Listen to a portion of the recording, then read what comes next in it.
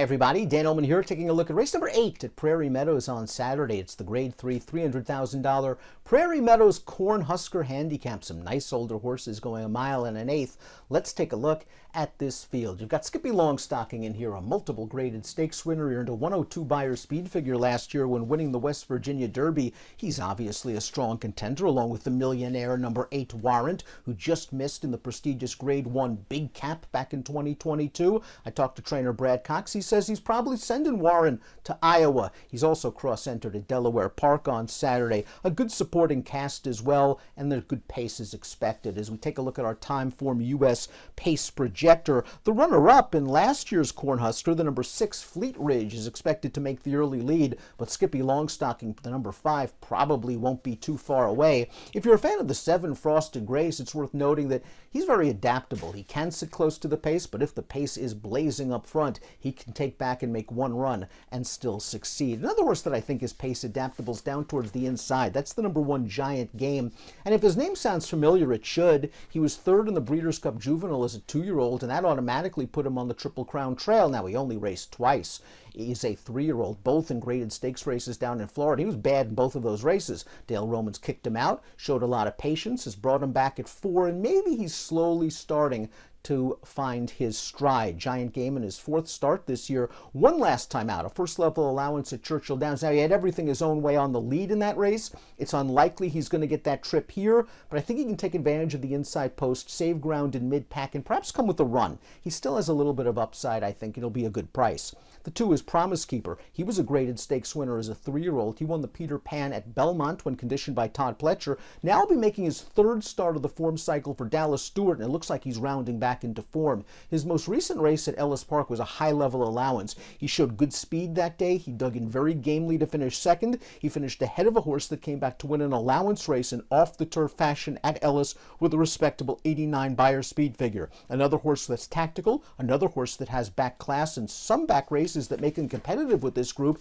and another horse that might be a price. The 3 Call Me Fast is coming into this race in very, very good form. He's placed in 2 consecutive graded stakes races down in Kentucky, including the Grade 3 Blame last time out, where he was in against Rattle and Roll, who's just been on a roll in 2023. That horse came back to run 2nd in the Grade 1 Stephen Foster with a 101 Beyer speed figure. Call Me Fast has kept good company indeed. He seems very well entered in this race, and the possibility of a fast pace could work to his liking. Earlier in his career, earlier this year, he was showing speed, but he has rallied from off the pace in his last 2 races to get major chunks in major races, and a fast pace could work to his advantage here. Double Thunder is the number 4. He's taken a big step up in class. We're going to take a look at his most recent start. It was at Prairie Meadows, so we know he likes this surface. It's a $30,000 beaten claimer. This horse does have plenty of back class, however. He was a stakes winner at 2. He was also 2nd in the Grade 1 Breeders' Futurity behind the aforementioned Rattle and Roll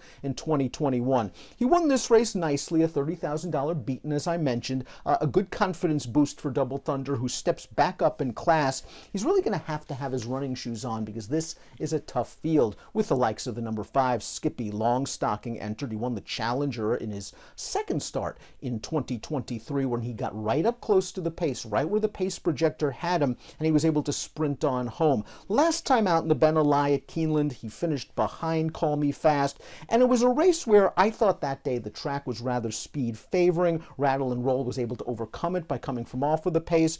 It was a good field. Skippy Longstocking was the beaten favorite that day. He's a consistent enough horse. He's 3-1 on the morning line.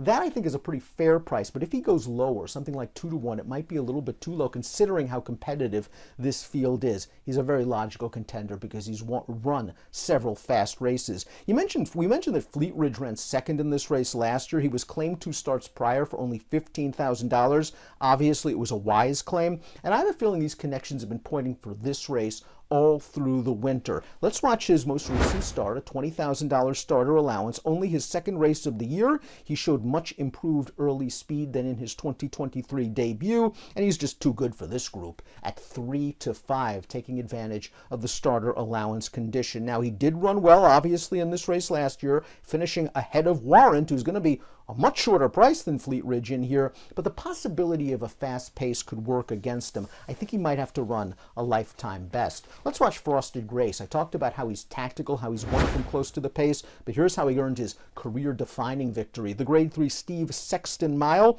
last time out, he came from way off the pace. There was a big pace in this race. They went 23 for the first quarter. They went 23 for the second quarter. That left the leaders gasping, and Frosted Grace was able to rally from well out of it to win it. This is another horse that has a bit of back class. He was multiple graded stakes placed as a sprinter back in 2021 when Kathy Ritvo had him. Robertino Diodoro claimed this horse for only $32,000 last fall, and it's really worked out. He's in good form right now, and he's a horse you might want to consider at a price. I want him to drift up off those 5-to-1 morning line odds, however. Warrant is the number 8, and he's done a little bit of everything in his career. He won the Oklahoma Derby as a 3-year-old at this 1.125 distance. He was second in the Big Cap, as I mentioned, at 1.25 miles. He's been campaigning recently at longer distance races. He won the Isaac Murphy Marathon 2 starts back, going 1.5 miles. Last time out, the beaten favorite on Belmont Stakes Day in the Grade 2 Brooklyn, a race where he got right up close to the pace setter and they weren't going very fast. He just couldn't go with that impressive winner when the real racing started. Warren cutting back in distance, I think, is going to be okay for him. He's going to let the speeds go. He's a horse that likes to grind it out when he's usually in with a chance, Brad Cox says. When he's only a length or two behind turning for home, he's got a big chance because of that grinding gear. If he's left with too much to do, sometimes it's just too much to do. Paluxy is the number 9. This horse ran second in the Rasmussen, the local prep for the Cornhusker. Last time out, that was a race that went to closers. It had a very fast pace. This horse was last after a half mile. Made a bold, wide bid on the second turn, just could not go with the winner, Ain't Life Grand. And if you don't believe me, we're going to watch the replay because Ain't Life Grand is up next and he completes the field. And Ain't Life Grand is an Iowa bred that won the Iowa Derby last year. He competed in the Travers. He's a talented horse. Now, he got the right race flow last time out in the Rasmussen, but as you see, he powers away from the runner-up, and you can't argue with those Beyer speed figures in his last 2 races, a 101 and a 100, and 2 starts back, he did beat Frosted Grace. This is the toughest test of his career, barring the Travers of 2022, and he'll have to deal with a tough outside post position, but Ain't Life Grand is a pretty talented horse in his own right. He's 7-2 on the morning line. He's my top selection in the Cornhusker. I think they're going to go fast early. I think the jock's going to get Ain't Life Grand over a little bit so that he's not too far wide and lose too much ground going into the first turn. But a repeat of any of his last 2 Beyer speed figures makes him tough, and he may not be the favorite in the Cornhusker.